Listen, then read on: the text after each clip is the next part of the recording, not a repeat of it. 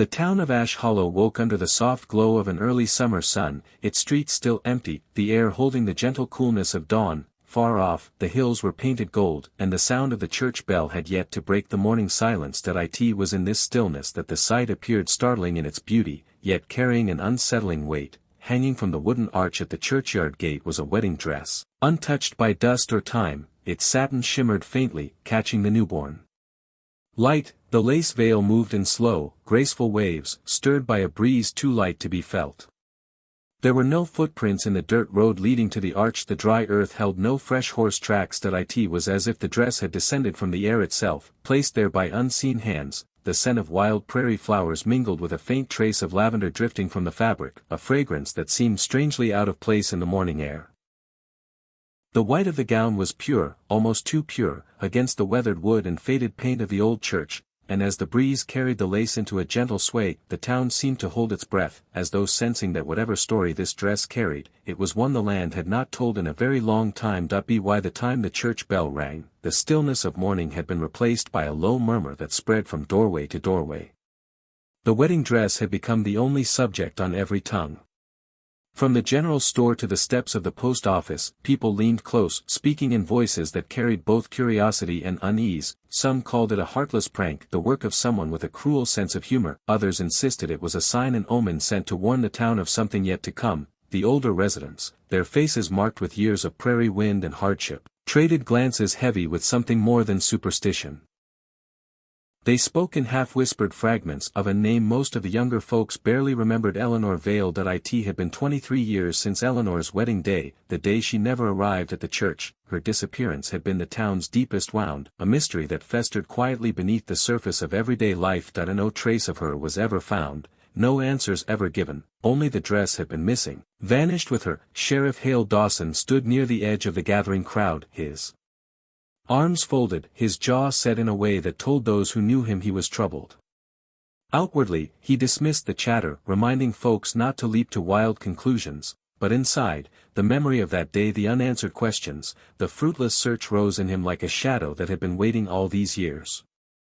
And as the murmurs deepened, so too did the feeling that the past had returned, not as a memory, but as something alive, reaching into the present with a cold, invisible hand.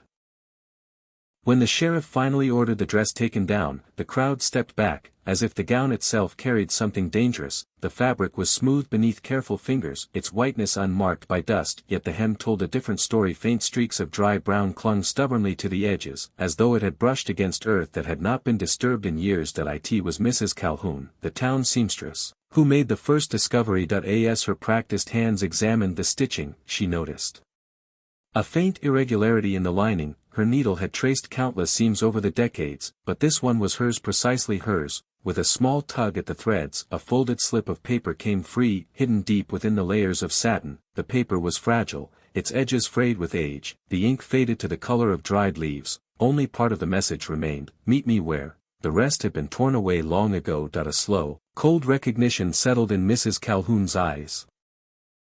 She remembered the hours spent sewing this exact dress, the way Eleanor Vale's laughter had filled her shop that spring. She had tied the last ribbon on the veil the night before Eleanor's wedding, never knowing it would be the last time anyone saw her. Now, with the torn message in her hand and the dress swaying lightly from its hanger, Mrs. Calhoun felt as though time itself had unraveled, bringing the ghost of a long-buried truth back into the light.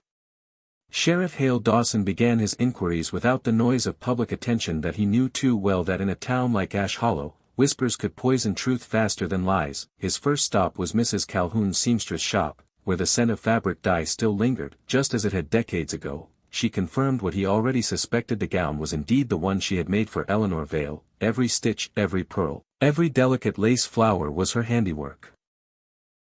Old town records, kept in the courthouse archives, told the story the younger generation had never lived. Eleanor, the daughter of a respected rancher, was set to marry Thomas Grady, a man whose charm had quickly earned him friends but whose temper had drawn quiet suspicion. On the morning of the wedding, she vanished without a trace.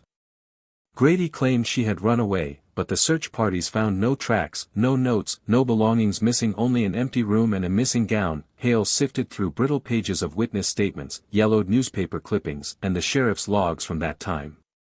Grady had been questioned, even followed for weeks, but the law could never pin guilt on him. After Eleanor's father died, the case was quietly closed, left to gather dust in the shadows of memory. Now, decades later, the dress had returned without explanation, carrying a torn scrap of a message like a whisper from the grave. To Hale, it felt less like a coincidence and more like a summons, an unspoken demand that the truth, whatever it was, be brought into the open at last. The torn scrap of paper led Sheriff Hale to search the outskirts of Ash Hollow, following the faintest thread of possibility. The words, "Meet me where," echoed in his mind until he found himself standing in the shadow of an abandoned windmill on the Vale family's long-forgotten ranch. Its wooden frame groaned in the prairie wind, the grass grown tall and untended. Near the base of the windmill, where the earth dipped into a shallow hollow, Hale noticed something unnatural, a patch of soil slightly darker than the rest, as if it had once been disturbed and then left to settle over many seasons. Digging there unearthed a small wooden box, its hinges rusted, its surface scarred by time. Inside lay a silver hair comb, its delicate filigree broken, and a strip of lace from the missing wedding veil. But it was the letter beneath that gripped him.